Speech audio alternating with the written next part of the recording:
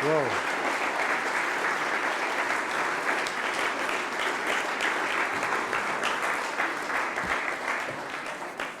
Wow. Thank you. Toby, thank you for that lovely introduction. You can give the sermon this Shabbat. Congressman Tipton, Representative Hamner, Mayor Skadron, City Council, County Commissioners, esteemed colleagues, distinguished dignitaries, benevolent supporters, ladies and gentlemen, thank you for all being here and bearing witness to history in the making. I would like to begin by my remarks today by expressing our collective gratitude to God, Shehechiyanu v'kiyamanu, for having vitalized us and invigorated us in the face of many tall challenges, v'higiyanu lazman hazeh, enabling us to achieve this awesome milestone, to come together today in a spirit of joy and solidarity to celebrate the beginning of a new era in the annals of Aspen, the grand opening of this magnificent new Chabad Jewish Community Center.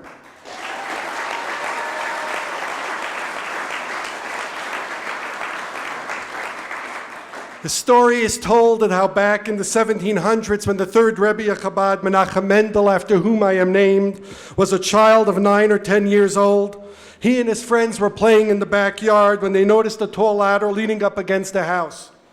As kids would be kids, they decided to play a game, and the challenge was, who can climb highest on the ladder before losing heart? So the first contestant stepped up on the ladder, climbed a few rungs, got dizzy with fright, and came right down. The second child made it a little higher, but after several rungs, he too reached a point where fear set in and came back down. And so it was, one after another, they climbed until they all came down, succumbing to fear. Finally, it was Mendel's turn. He stepped up on the ladder without the slightest bit of fear or hesitation, proceeded to the top of the ladder, game over. Now, unbeknownst to the children, Mendel's grandfather, Rabbi Shneir Zalman, had been looking out the window and watching this game unfold. And later, Rabbi Shneir Zalman said to his grandson, he said, "Tell me, how is it that your friends weren't able to climb to the top, but you made it to the top of the ladder?" To which the boy replied, "Zayde, Grandpa, as my friends were climbing the ladder, they kept looking down to see how far they had come. And so they'd come to a point where they'd be overwhelmed by how far they were, how high they were, and they couldn't go any further. I, on the other hand, kept looking up to see how far I have yet to go. My focus was just on the next step, and the next. I was too busy climbing to be overwhelmed by the heights I had already scaled." Ladies and gentlemen, this story serves as a metaphor for the Chabad approach. Indeed, taking the next step on the ladder without fear or apprehension was the centerpiece of the Rebbe's leadership of our generation, whose legacy and mandate continues to guide our mission forward in full force.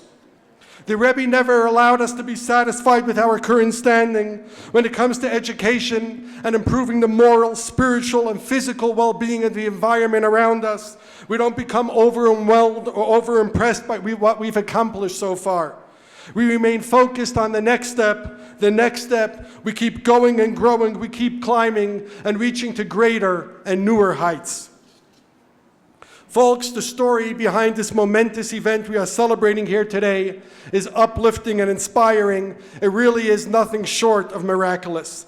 For more than 10 years, we as a community dared to dream a very tall, ambitious, and seemingly impossible dream: to build a spectacular new Jewish center of education, communal celebration, cultural exploration, social integration, intellectual stimulation that would stand as a majestic edifice for the ages. Well, my friends, look around you, look at this room, look at this view, and look and see with your own eyes what the brilliance of our imagination, the courage of our convictions, the generosity of our spirits, and the work of our hands has produced. The impossible dream has become a dynamic reality.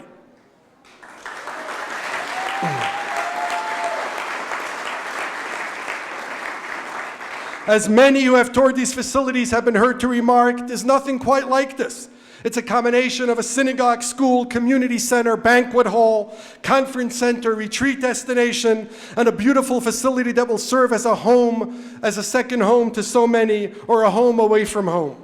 This is why I don't believe I am overstating things when I declare today that we are celebrating history in the making. Having said that, I think it behooves me to caution against one thing, and that is contentment. The fact that we have built this splendid center does not mean that our work is done. On the contrary, it has only just begun. Until our classrooms are filled to capacity with children singing proudly of the joys of their heritage, until adults from all walks of life are flocking to our doors to discover a sense of meaning and connection, our work has only just begun. Until this very room is completely booked with symposiums, spiritual retreats, family simchas, holiday festivals, and community celebrations.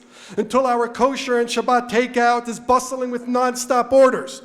Until our game room is permeated by the laughter of teens interacting with one another, our work has only just begun. Yes, today is a tremendous celebration, and celebrate we shall. But at the same time, reflecting on how far we have come is a luxury we must not indulge in. Like little Mendel in that story, we must continue climbing the next step of the ladder, the next step to our noble endeavors.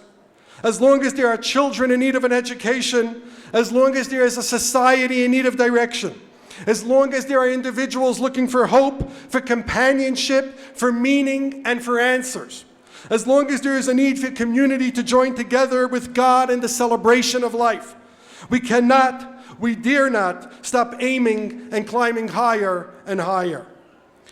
So in other words, beyond the day of celebration, this is a day of dedication to the values and ideals that we as a community cherish and hold dear. Speaking of aiming and climbing higher, I must say that this phenomenon we saw throughout the course of the building campaign. Even when things got really tough, there were those who never stopped believing in the project, never stopped investing their blood, sweat, and tears, and hard-earned dollars. They never stopped sacrificing for it. They never stopped driving it onwards and upwards. Indeed, they never stopped pushing me to keep dreaming bigger and better than ever. For this, I think we owe a debt of gratitude to so many of you in this room. In whatever manner or measure you have contributed to this campaign, please know that you have played a vital role in building this great house of teaching and sharing. And as such, I pray that your very soul and the soul of your loved ones shall forever be bound and draw blessings from all the good that shall emanate from this special place. While time does not allow me to make specific mention of all those who have been there for us, I think I would be remiss if I didn't acknowledge a couple of individuals who you might say have been the architects from day one, and I mention them here as representatives of all our cherished donors. Firstly, I would like to acknowledge my dear friend who we heard from earlier, Dawn Arnell. I will never forget the day back in 2004 when I came to see Dawn and her late husband, the illustrious Ambassador Roland Arnell of blessed memory. I told him I have located this property to build our new center. At one point, I began a sentence by saying, if we acquire this property. Roland interrupted me and said, there's no more ifs, it's when you acquire this property. From here on out, we no longer use the word if. Dawn, in so many ways, is more angelic than human. Like her late husband, she personifies the creed. If you will it, it is not a dream. Warren Lichtenstein, over the past 13 years, Warren has become one of our center's most ardent, devoted friends and supporters. In his own quiet and unassuming way, he has taken this cause under his wings and kept us soaring. Warren would visit the site and make suggestions on how things could be done more beautifully and with higher quality, but he didn't just make suggestions, he made sure they were taken care of and covered as well. Barbara and Gerald Hines, active on behalf of so many causes throughout the world, a couple of phenomenal influence, artistic creativity, and passionate philanthropy. Nothing brings Barbara greater joy than facilitating the growth and impact of our reach. Indeed, as you tour these premises today, you'll see Barbara's works of art adorning our walls and for sale. She's a super talent and a dear friend. My friend Roman Abramovich, who is here, there's no need for me to say more about this legendary figure on the philanthropic and humanitarian scene. His reputation on the world stage, including his commitment to Jewish continuity, precedes him. A man who prefers action to words. It is a source of honor for our community that he has taken an interest in our work and has generously supported us. I'd like to mention Effie Gildor, who also, so much of our motto, that was good for yesterday is not good enough for today, and all that he has done for us. Then, of course, my kitchen cabinet, my core group of advisors, who without whose not a single input or decision was made in this building going forward. Whenever an issue would arise, Neil Carbank, Rick Levin, and tonight's MC, Brad Schlosser, were there to hold my hand with advice and direction.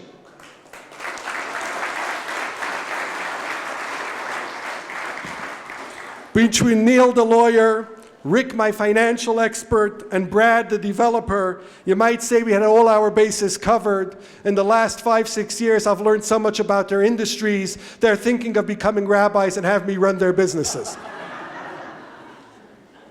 While on the subject of steady hands of support, I simply must salute Alan Trallins and Melinda Goldrich, who have held my hand in unyielding friendship every step of the way.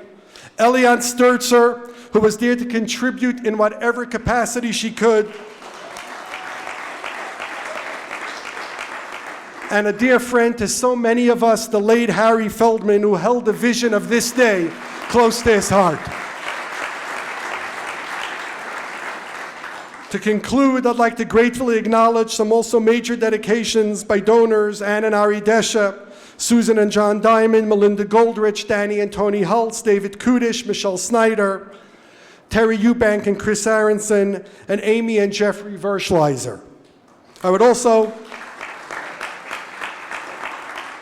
like to thank and pay tribute to our very dedicated and enthusiastic board of directors: Alan Altman, Leah Davis, David Efris, Melinda Goldrich, Ira Jaffrey, Neil Carbank, Jim Rudolph, Brad Schlosser, Serena Steinberg, Eliane Sturzer, Alan Trallins, and Nina Zale. Last but not least, my partner for 15 years, my dear wife, Liba,